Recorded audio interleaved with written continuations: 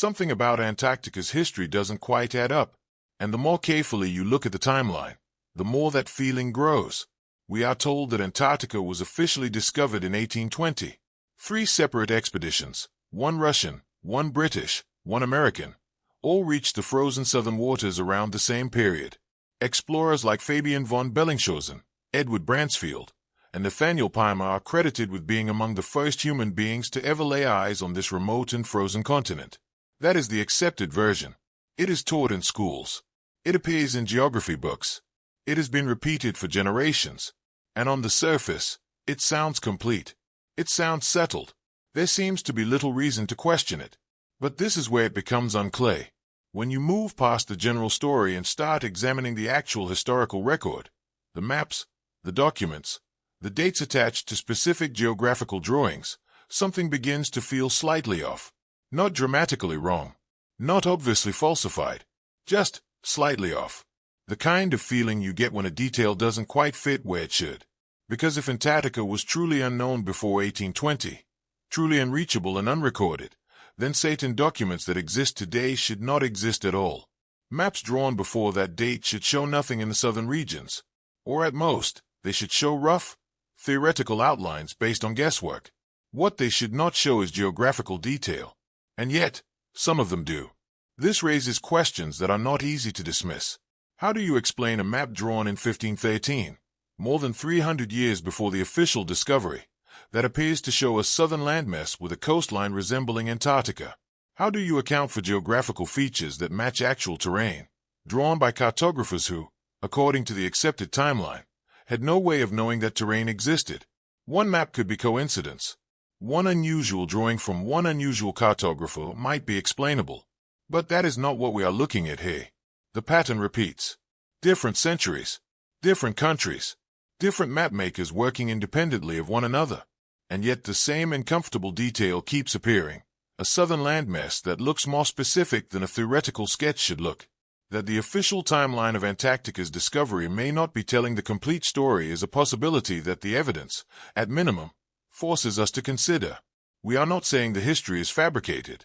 We are not making a strong claim in either direction. We are simply doing what any careful observer would do, looking at what the record actually shows, and asking what it means. The official explanation for Antarctica's discovery is straightforward, and most historical accounts present it with confidence. On January 27, 1820, a Russian naval expedition led by Fabian von Bellingshausen became the first to officially sight the Antarctic ice shelf. Just days later, British naval officer Edward Bransfield reported seeing the Antarctic Peninsula. And shortly after that, American sealer Nathaniel Peimer claimed his own sighting of the southern landmass. 3 expeditions, 3 separate claims, all arriving within the same remarkably narrow window of time. Historians have examined these accounts and generally agreed that 1820 marks the moment Antarctica entered the known world. The date appears in encyclopedias, geography textbooks, and academic records without much dispute. It feels settled. It feels final. But this is where it becomes unclear. Because sitting in a museum in Istanbul is a map. A map drawn in 1513 by an Ottoman admiral named Piri Reis. And this map, created more than 300 years before Bellingshausen's expedition, appears to show a large southern landmass positioned exactly where Antarctica sits today. That alone is unusual. But what makes it more difficult to explain is the detail. The southern landmass on the Piri Reis map does not look like a rough, imagined shape. Certain sections of its coastline carry specific curves and indentations, and when researchers have compared those features to the actual Antarctic coastline, some of the similarities are hard to set aside as pure accident. The standard response from supporters of the mainstream timeline is that the resemblance is coincidental. At the time, many European cartographers believed a large southern continent must exist to balance the landmasses of the northern hemisphere. This idea was called Terra Australis. So the argument goes that Piri Reis simply drew a theoretical continent in the south, and that it accidentally resembles Antarctica in some areas. At first, this explanation seems reasonable. But there's a problem. Theoretical continents drawn from assumption tend to be vague and exaggerated. They don't typically carry the kind of specific coastal detail that would later match a real landmass. And this map appears to go beyond what imagination alone should produce. Piri Reis himself wrote notes on the map stating that he compiled it from older source documents, charts and records that he gathered from various origins. He did not claim to have personally explored the southern regions. So if the detail on his map came from older sources, those sources would have needed to contain real geographical information. Where that information came from, and how old those original documents were, remains an open and genuinely unanswered question. To understand why these maps matter, it helps to step back and look at the broader history of cartography during the 15th and 16th centuries. This was an era of active geographical exploration. Mapmakers across Europe were working to fill in the blank spaces of the known world. They gathered information from multiple sources: sailor reports, trade route records, accounts from merchants and travelers, and older documents that had been passed down or collected over time. They also applied theoretical reasoning to regions that no one had yet reached. It was an imperfect process. Maps from this period contain errors, exaggerations, and invented details alongside genuine discoveries. That context is important to keep in mind. One of the most common theoretical beliefs among cartographers of this period was that a large southern landmass must exist. The reasoning was based on balance.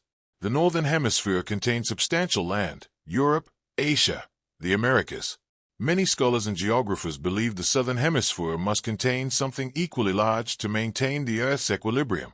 This imagined continent was called Terra Australis, meaning the southern land. It appeared on maps throughout the 15th, 16th, and 17th centuries in various shapes and sizes.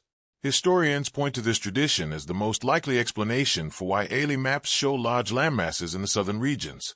The argument is that these were theoretical drawings, not records of actual exploration, and for many maps, that explanation holds up reasonably well. But it doesn't fully make sense when you look closely at the Piri Reis map specifically, because theoretical continents drawn purely from assumption tend to share sighting characteristics. They are usually vague in outline. They are often oversized. Their shapes are generic and irregular in ways that reflect imagination rather than observation. The southern section of the Piri Reis map behaves differently. The outline carries specific curves. There are indentations along the coastline that repeat in a way that feels less like invention and more like recorded detail. That distinction is difficult to explain away with the Terra Australis theory alone.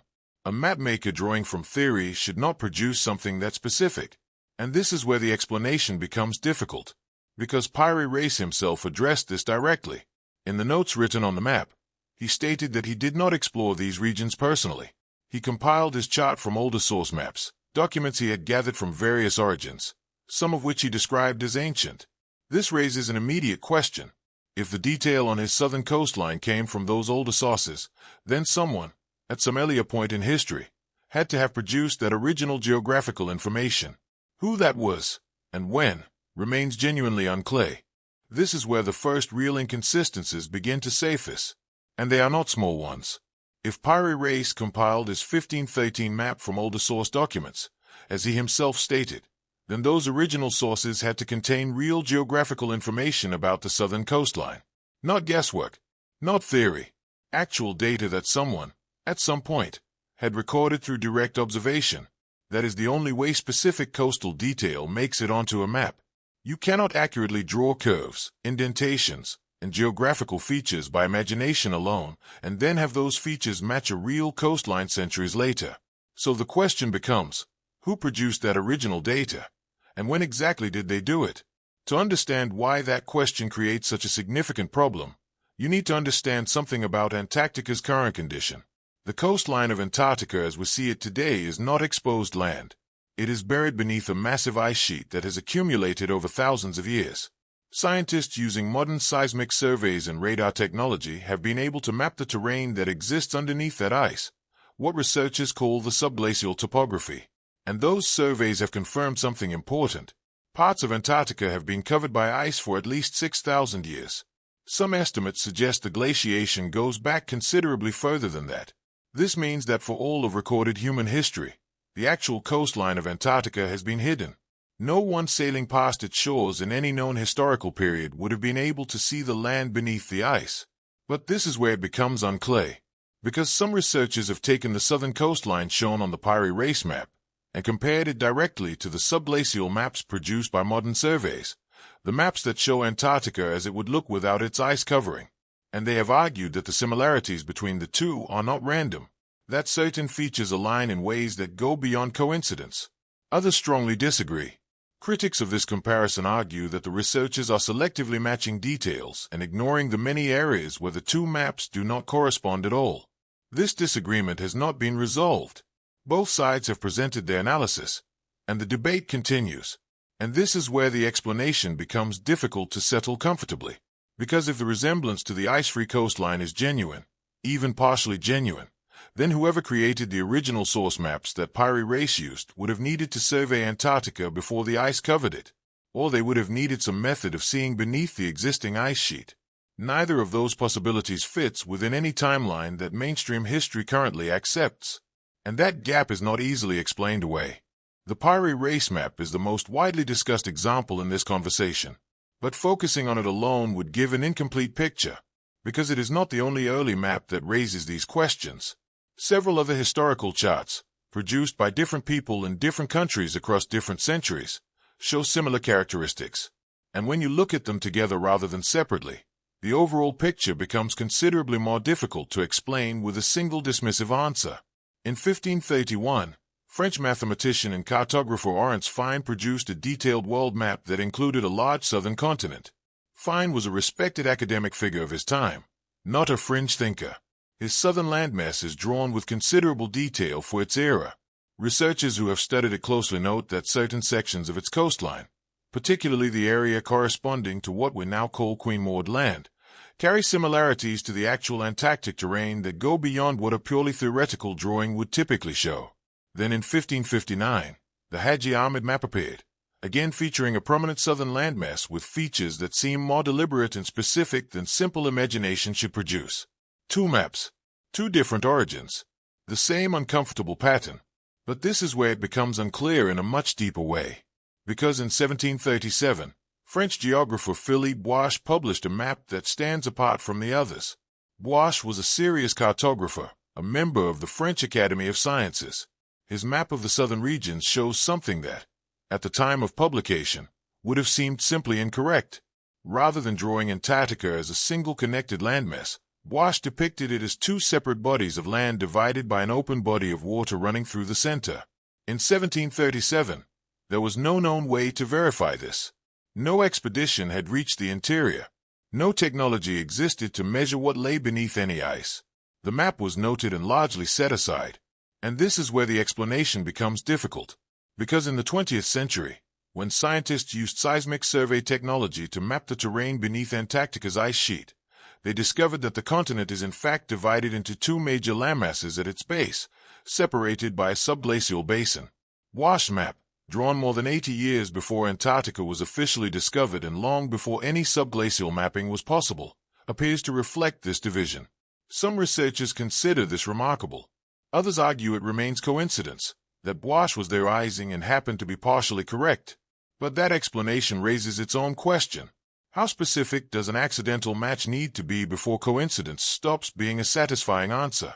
At this point, something worth paying attention to begins to take shape. It is no longer a question of one unusual map or one unexplained detail. When you step back and look at the full collection of evidence examined so far, a pattern becomes visible. Multiple maps, multiple centuries, multiple cartographers working independently of one another, in different countries, with different backgrounds and different access to information.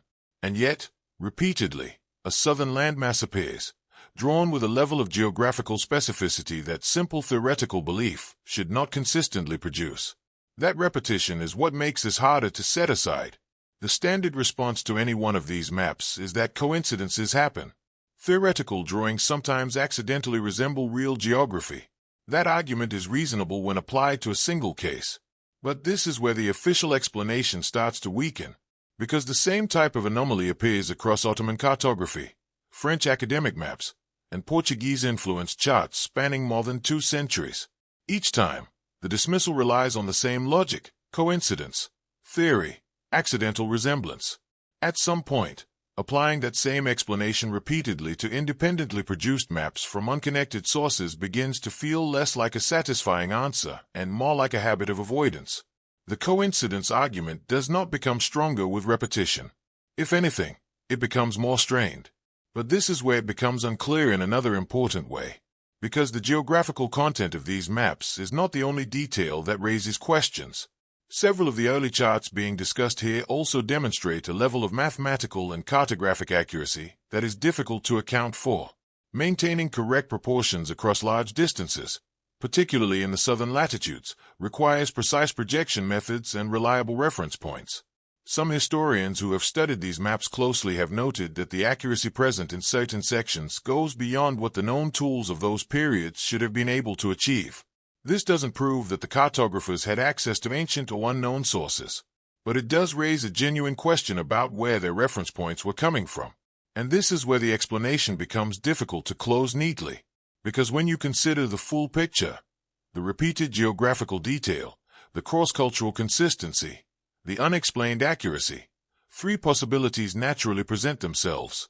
Were these cartographers simply inventing and repeatedly getting lucky?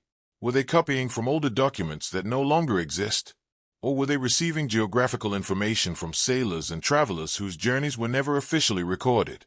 Each of those possibilities carries its own complications. None of them fits cleanly within the accepted version of cartographic history, and none of them has been ruled out. When a historical anomaly persists long enough and resists easy explanation, interpretations begin to form around it. That is what has happened here. Several different perspectives have developed over the years to account for the maps, the details, and the timeline inconsistencies we have been examining. None of these interpretations are fringe ideas held by isolated individuals. Each has been explored by researchers, historians, and analysts with serious academic backgrounds, and yet none of them has achieved universal acceptance, because each one, when examined carefully, leaves certain facts sitting uncomfortably outside its boundaries. The first interpretation suggests that the geographical knowledge reflected in these early maps originated with an ancient civilization, one that predates the cultures we have detailed records of today. Proponents of this view point directly to Piri Reis and his claim that he compiled his map from older source documents. If those sources existed and contained accurate southern coastline data, then someone had to have produced that data at an earlier point in history.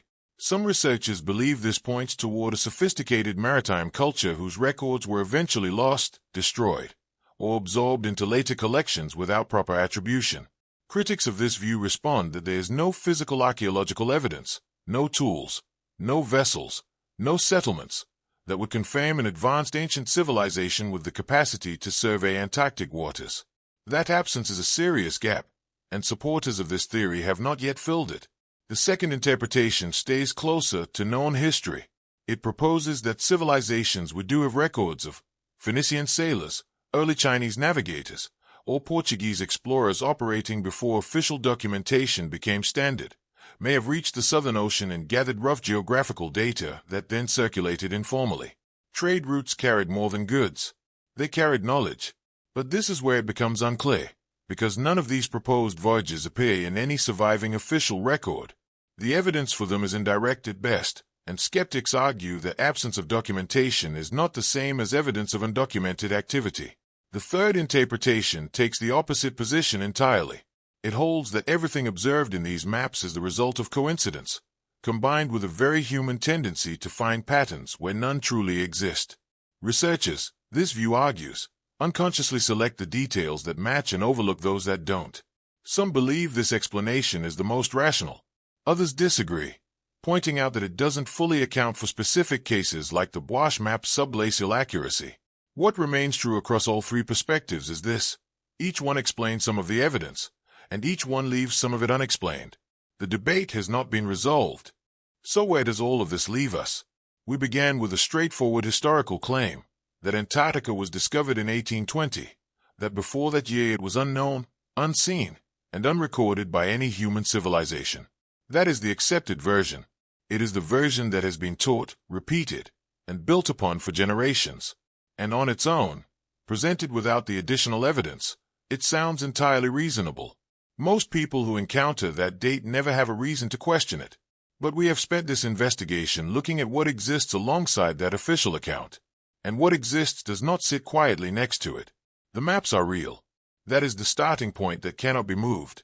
The Piri Reis map of 1513 is held in the Topkapi Palace Museum in Istanbul.